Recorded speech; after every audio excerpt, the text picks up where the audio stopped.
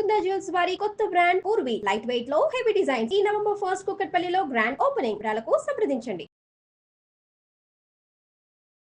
నమస్తే రమ్మగారు. నమస్తే జయ. ఏదైనా సరదాగా తెలివిగల వాళ్ళ కథలు ఏమన్నా ఉంటే చెప్పండి. తెలివిగల దొంగతనాల కథ చెప్తాం ఒకటి. ఓ ఊళ్ళోనట విపరీతంగా దొంగల భయం ఉండేది. ఎంత ఎక్కువగా ఉండేవాళ్ళు అంటే ఆ ఊళ్ళో జనాలంతా బిచ్చగాళ్ళు అయిపోయారు. వీళ్ళ దగ్గర ఏమున్నా దొంగలు పడి పట్టుపోతారు. అయ్యో, ఎప్పటికప్పుడు వాళ్ళ మీద దాడి చేయడం, పట్టుపోవటం. ఆ ఊళ్ళో ఒక పేద ఆయన ఉండేవాడు. భార్యాభర్త, వాళ్ళకి ఆనందుడని ఒక కొడుకు.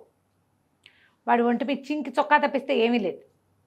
వాడు ఆ కథలుగా వినేవాట ఈ దొంగల కథలు, దొంగల సంగతులు. తనకి ఒంటి మీద చింకి చొక్కాగా తప్పిస్తే గతి లేకపోవడానికి కారణం దొంగలే అని వాడు తెలుసుకున్నాడు. వాడు ఎలాగైనా దొంగల్ని పట్టి పల్లార్చాలని ఉండేది వాడికి. వాళ్ళ అమ్మా నాన్న అనేవాళ్ళు, ఒరే నిన్ను చంపేస్తారురా వాళ్ళు, దయాదాక్షిణ్యం ఉండవు. మన ఇంట్లో సేరుబియ్యం అంటే సేరుబియ్యము పట్టుకుపోయేవాడు. వాడికి ఏం దయాదాక్షిణ్యం, వీడి దగ్గర ఏం లేదని వదిలేసేవాళ్ళు కాదు వాళ్ళు. వాళ్ళ జోలికి వెళ్ళొద్దురా అంటే వాడికి ఇష్టం ఉండేది కాదు. ఎలాగైనా సరే వాళ్ళ దగ్గర వాళ్ళ సంగతి చూసేయాలని ఉండేది. ఓ 15-16 సంవత్సరాలు వయసు వచ్చింది వాడికి. కానీ వాడికి ఆ దొంగల మీదే ఉండేది. మరి చిన్నతనం నుంచి విన్నాడు. అయితే ఒకనాడు వాళ్ళ అమ్మా నాన్న చెప్తున్నా వాడు వినకుండా దొంగల గుర్రాలు వెళ్ళాయని అనిపిస్తున్న ఒక దారి వెంబడబడి వెళ్ళటం మొదలుపెట్టాడు. చాలా గుర్రాలు వెళ్ళిన దారి కనపడుతోంది. ఇక అట్లా వెళ్ళగా ఒక అడవిలో ఒక పెద్ద భవంతి కనపడింది వాడికి. చిమ్మ చీకట్లో ఆ భవంతిలో దీపాలు ఉన్నట్టు తెలిసింది. వీడు ఆ భవంతి దగ్గరికి వెళ్ళాడు. వెళ్ళేసరికి తలుపు కొట్టాడు. పెద్ద వాన వచ్చింది. చుట్టూతంతా వాన, ఎక్కడ నీరు లేదు. ఆ భవంతిలోకి వెళ్ళటం తప్పిస్తే రెండో దారి లేని స్థితి కూడా వచ్చింది. తలుపు కొడితే ఒక ముసలి మామ తలుపు తీసింది. బాగా ముసలి మామ తీసి, ఎవర్రా నాయన నువ్వు, ఎందుకురా ఇక్కడికి వచ్చావు అని. చాలా పెద్ద వాన, ఎక్కడ నీరు లేదు, ఏమైపోతాను అని లోపలికి వచ్చాను అన్నాడు. నీ పరిస్థితి ఇంకా అధ్వానం అవుతుందిరా ఇందులోకి వస్తే. ఈ భవంతి ఇదేమి మంచిది కాదు, దొంగలది ఇది. వాళ్ళు దొంగ వెధవలు, నన్ను ఎక్కడి నుంచో పట్టుకొచ్చి ఇంట్లో పడేశారు, వాళ్ళకు వండి పెడుతున్నాను చచ్చినట్టు. పరమ పాపిష్టి వెధవలు వీళ్ళు, వెళ్ళిపో నువ్వు అని అనేసరికి వీడు ఒప్పుకోరు. ఆ పోయేదేదో లోపలే పోతాను అనుకో, నేను అదేదో లోపలే పోతా, ఈ వానలో పడిపోను నేను, నన్ను లోపలికి రానియమన్నాడు. రానియమంటే ఆవిడ లోపల రానిచ్చి ఒక గుప్పెడు అన్నం ఏదో ఉంటే వాళ్ళకి తెలియకుండా, మనుషులు రాకుండా చూసి వాడికి అన్నం పెట్టి పడుకోమంది. దొంగలు ఇంకా రాల. ఆ దారి గుర్రాలు వెళ్ళే దారి అంతే. సరే కుర్రాడు ఏం చేశాడు, లోపల ధనపు రాసులు, ఎన్ని సామాన్లో. వాడు చూసి అనుకున్నాడు, మా ఊళ్ళో వాళ్ళ డబ్బులన్నీ ఇక్కడే ఉన్నట్టున్నాయి అనిపించింది. ఆడి తిరిగి ఈడి తిరిగి ఇట్లా కుప్పలు తెప్పలుగా పోసేసున్న ధనపరాశుల మధ్యలో పడుకున్నాడు. పోయి అర్ధరాత్రి బాగా తెల్లవారుతూ ఉండగా 3 గంటలకో 3:30కో మరి దొంగలు మొత్తం ముఠా అంతా లోపలికి వచ్చారు. లోపలికి వచ్చి ఈ ధనపరాశుల మధ్యలో ఓ పక్కగా పడుకుని ఉన్న కుర్రాన్ని చూసి వాడు తను దాన్ని లేవదీశారు. వీడిని ఇప్పుడే చంపేద్దామా, చిత్రహింసలు పెట్టి రేపు పొద్దున్న చంపుదామా అని మాట్లాడుకుంటున్నారు. కుర్రాడు లేచి దండం పెట్టాడు. బాబు నన్ను రక్షించండి, చిన్నప్పటి నుంచి దొంగ వాళ్ళని కోరికండి నాకు, చిన్నప్పటి నుంచి ఉంది, అందుకని మీకోసం వెతుక్కుంటూ వచ్చా, నన్ను కూడా దొంగల ముఠాలో చేర్చుకోండి, మీరు ఏ పని చెప్తే ఆ పని చేస్తా అనేసరికి వచ్చింది వాళ్ళకి. శభాష్, బాగుందిరా, ఎవడైనా మా వృత్తి తీసుకుంటామంటే స్వాగతించము, అదే కదా, తప్పకుండా స్వాగతిస్తాం. అయితే మా లోపల మా గుంపులోకి తీసుకోవడానికి రూల్స్ ఉన్నాయి మాకు. ఏదైనా ఒక్క దొంగతనం అవతల వాడికి తెలియకుండా, నువ్వే దొంగతనం చేసావని వాడికి తెలియకుండా తెలివిగా దొంగతనం చేసుకొస్తే నిన్ను మాలో రాణిస్తాం. 2 దొంగతనాలు కనుక ఎవ్వడికి తెలియకుండా, నరమానవుడికి అర్థం కాకుండా చేసావా, నువ్వు మాలో ఒకడివైపోతావు. 3 దొంగతనాలు చేస్తే నువ్వు మాకు నాయకుడు అవుతావు, నీ నాయకత్వాన్ని మేము ఒప్పుకుంటాం. మాలో ఇప్పుడున్న నాయకుడు అలాంటి వాడే, అంతకుముందు ఉన్న నాయకుడు కంటే తర్వాత వచ్చిన నాయకుడు ఇంకా గొప్ప, షార్ప్. ఇలాగ నువ్వు మాకు ఇప్పుడు నాయకుడు అవుతావు అనేసరికి వీడు అలాగేనన్నాడు. అక్కడ బోల్డ్ అనే సామాన్లు ఉన్నాయి. ఎన్ని సామాన్లలో చెప్పుల జత ఒకటి కనపడింది. వీడేం చేశాడు, ఆ చెప్పుల్లోంచి ఒక్క చెప్పు తీసుకున్నాడు. దొంగతనం చేసుకుని వస్తానని చెప్పు పుచ్చుకుని వెళ్ళిపోయాడు. దొంగలు కూడా చూద్దాం అనుకున్నారు.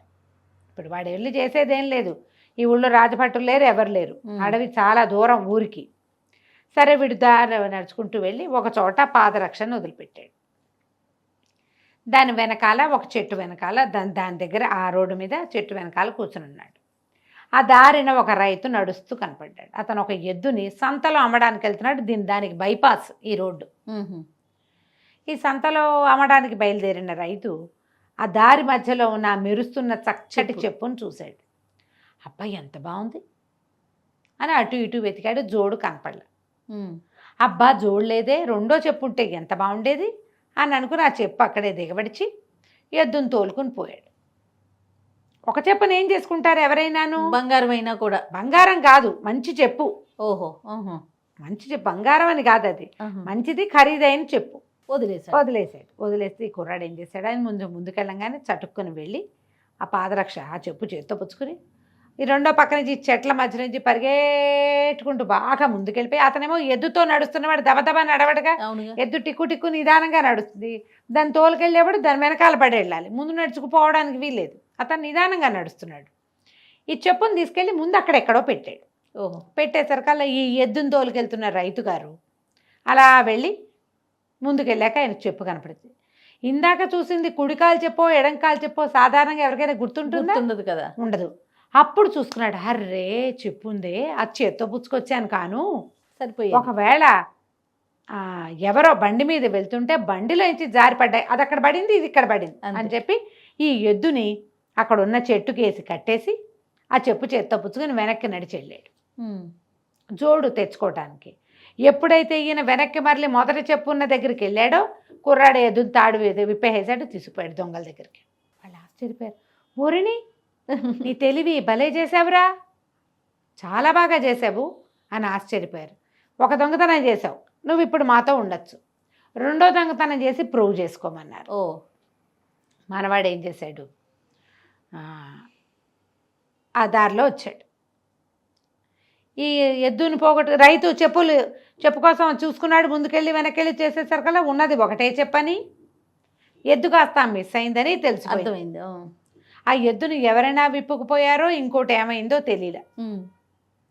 ఏం చేస్తాడు, నడిచి వెళ్ళిపోవటం మొదలుపెట్టాడు. ఈ ఎద్దునే దొంగల దగ్గర దింపిన కుర్రాడు, అది పెద్ద దారి, పరిగెత్తుకుంటూ ఆ రిటర్న్ దారి ఉంది కదా, ఆ దారిలోకి బాగా ముందుకెళ్ళి ఒక పగ్గాన్ని అంటే తాడుని తీసుకెళ్ళి ఊపిరి బిగబట్టి ఒక చెట్టుకు వేళ్లాడేసి మెడకు తగిలించుకుని ఇట్లా శవంలాగా ఉన్నాడు.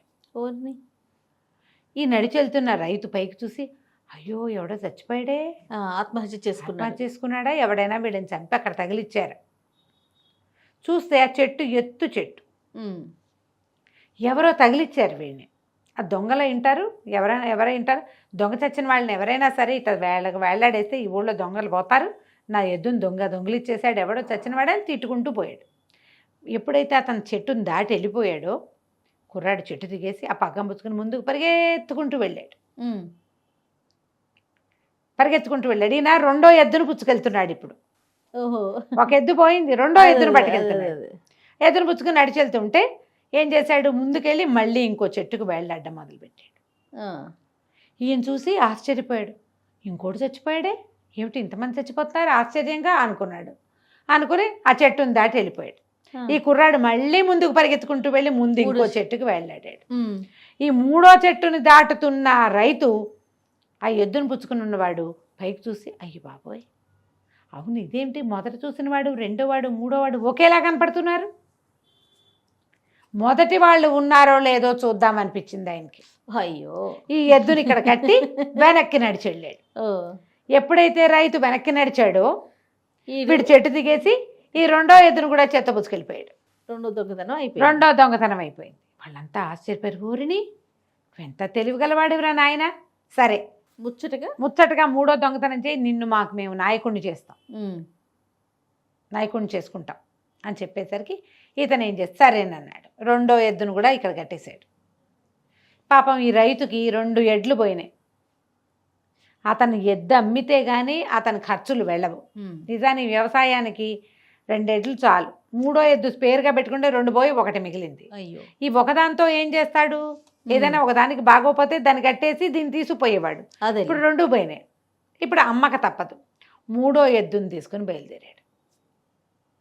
అలా నడుస్తుంటే చెట్ల చాటు నుంచి ఎద్దు రంకె వినపడింది. రద్దు ఖణేల్మని వేస్తాయి, రంకెలు వేస్తాయి ఎడ్లు. ఒక తమాషా, అంబాలాగా ఉండదు, ఒక తమాషా రంకె. ఎప్పుడైతే ఈ ఎద్దు రంకె వినపడిందో, అయ్య బాబోయ్ నా ఎద్దే ఇది గుర్తుపట్టాడు. నా ఎద్దులాగానే ఉంది, ఇక్కడ ఎక్కడైనా ఎవడైనా కట్టేసి ఉంటాడు, ముందు దాన్ని విడిపించేసుకుంటే సరిపోతుందని ఈ మూడో ఎద్దుని చెట్టుకు పగం తగిలిచ్చి ఆయన చెట్ల చాటుకు వెళ్ళాడు. ఈయన అక్కడ ఎవరు అరిచారు? వీడే మనవాడే ఆనందుడు. కాబుక్కని వచ్చి ఈ మూడో ఎద్దును కూడా విప్పిపోయాడు. వరుస పెట్టి 3. మళ్ళీ వెనక్కి తిరిగి వస్తే అక్కడ ఎద్దు లేదు, ఇక్కడ ఎద్దు లేదు. దొంగలు ఆశ్చర్యపోయారు. ఓరు దుంపదేగా, వీడు మామూలు వాడిగా లేడే, ఇంత తెలివే, ఒకే రైతు దగ్గర 3 ఎడ్లు కొట్టేశాడే 3 రోజుల్లో. వీడు మామూలు వాడు కాదు, వీడిని నాయకుడిని చేసుకున్నారు. నువ్వే మా నాయకుడివి, ఫలానా నగరంలో దగ్గర సమీప అడవులు దాటాక నగరంలో ఒక చోట మనం దోపిడీ చేయాలనుకుంటున్నావు, నువ్వు ప్లాన్ చేయమన్నారు. ఓహో, నాయకుడు కదా, నువ్వే నాయకత్వం వహించమన్నారు. మనవాడు ఏం చేశాడు, చక్కగా ఊళ్ళోకి వెళ్ళి నాను పాను చూసొస్తానని వీళ్ళకి చెప్పి రాజభటుల దగ్గరికి వెళ్ళి, బాబు నేను ఫలానా పల్లెటూరు వాడిని, మరి నేను ఒక దొంగల ముఠాలో చేరాను, వాళ్ళు ఈ రాత్రి ఇక్కడికి వస్తున్నారు, 40 మంది ఒకేసారి వచ్చి పడతాం, మీరు జాగ్రత్తగా పన్నికగా నుంచోండి, 40 మందిని లేపేసేయండి. నేను వాళ్ళలో కొత్తగా చేరా, ఫలానా ఊరు, నా వీడు గ్రామ పంచాయతీ అన్నీ చెప్తున్నాడు, ఆ ఊరు ఈ ఊరు ఇది అనేసరికల్లా మరి అవన్నీ వాళ్ళకి ఉంటాయి కదా, ప్రతి ఊళ్ళో ఎంతమంది ఉన్నారు, ఎవరి కొడుకు ఎవరు ఉంటాయి లెక్కలు. ఇప్పుడు మన ఆధార్ కార్డులుగా పాతకాలను రాసుకునేవాళ్ళు, వాళ్ళు అవన్నీ లెక్క చూసుకుని, అవును వీడు ఆనందుడు ఫలానా వాడి శుభరాజు కొడుకు అని చూసుకుని, సరేరా నాయన అని చెప్పారు. వీడేం చేశాడు, రాత్రి 12 అయ్యేసరికల్లా దొంగలందరినీ మనం ఫలానా ఇంట్లో దొంగతనం చేయాలి, అక్కడికి వెళ్ళిపోదాం పదండి అని 40 మందిని 40 గుర్రాల మీద తీసుకెళ్లి రాజుగారి దేవుడిలో ప్రవేశపెట్టారు. ఓహో, లోపలికి వెళ్ళేసరికి 4 పక్కల నుంచి రాజభట్లు మూసేశారు వాళ్ళని. వాడు తెలివి చూడు, పట్టేశారు. ఎప్పుడైతే వీడు కొమ్ము బూరా ఊదాడు, బూరా ఊతానని చెప్పాడు, 40 మంది లోపలికి వెళ్ళగానే బూరా ఊదేశాడు. ఆ చుట్టుపక్కలంతా కాపలా కాస్తున్న సైనికులు వాడి మీద పడిపోయి పట్టేశారు. పట్టేసి వీడిని వదిలిపెట్టేశారు. వీడు తెలివిగా ఏ భవనంలో దొంగల డబ్బులు ఉన్నాయో అది పేరు మాత్రం చెప్పలే. చూడండి, అక్కడి నుంచి వెళ్ళిపోయి ఆ దొంగల భవనంలో ఉన్న ముసలి బామ్మని విడిపించి ఆ 3 ఎడ్లని ఆ రైతుకు అప్పచెప్పి, చుట్టుపక్కల ఊళ్ళల్లో ఎవరెవరు ఎంతంత ధనం పోగొట్టుకున్నారో తమ గ్రామ పంచాయతీలో మొత్తం లిస్టు తయారు చేసి, లిస్టు ప్రకారం ఎవరిది వాళ్ళకి అప్పచెప్పేసాడు, డిస్ట్రిబ్యూట్ చేసేసాడు డబ్బు. రాజుగారు 40 మంది దొంగల్ని పట్టించినందుకు ఆయన ఒక పెద్ద బహుమతి 300-400 వరహాలు ప్రకటిస్తే ఆ డబ్బు పుచ్చుకుని దొంగలు ఖాళీ చేసిన భవనంలో అమ్మా నాన్నని పెట్టుకుని హాయిగా ఉన్నాడు. కథ కంచికి మనం ఇంటికి. చాలా బాగుంది రమ్మగారు, తెలివైన కథ కదా. తెలివైన కథ. నమస్తే అండి. నమస్తే జయ.